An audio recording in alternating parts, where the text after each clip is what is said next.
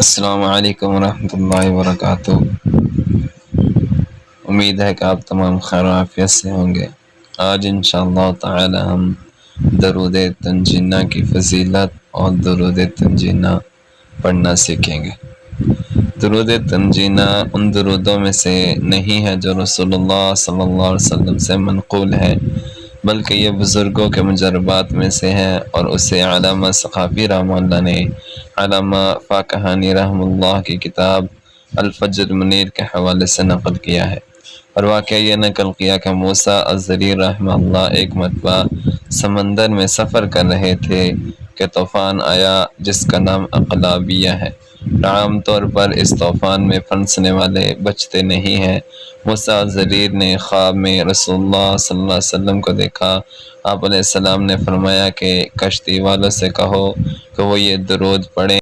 شیخ جاگے اور لوگوں کو اس درود کے پڑھنے کا کہا تو 300 بار ہی پڑھا تھا کہ اللہ تعالی نے اس مصیبت کو دور کر دیا اور اس طوفان سے نجات ملی۔ اسی طرح اس کی ایک اور فضیلت بھی ہے۔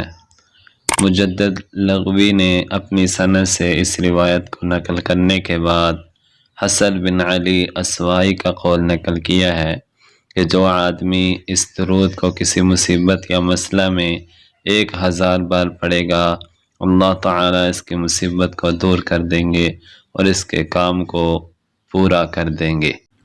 یہ تفصیل علامہ ثقافی رحمہ اللہ نے اپنی کتاب القول البدیع فی الصلاۃ علی الحبیب الشفیع میں نقل کی ہے۔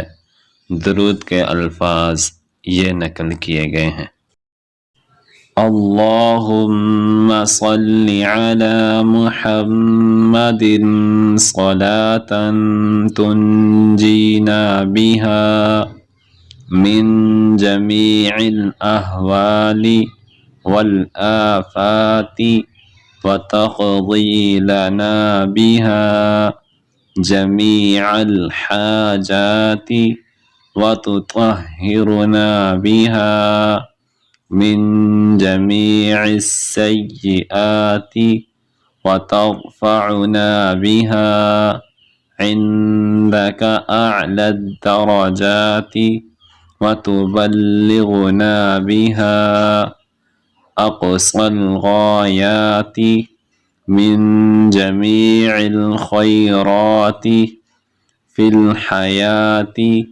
وبعد الممات انک علی کل شیء قدیر۔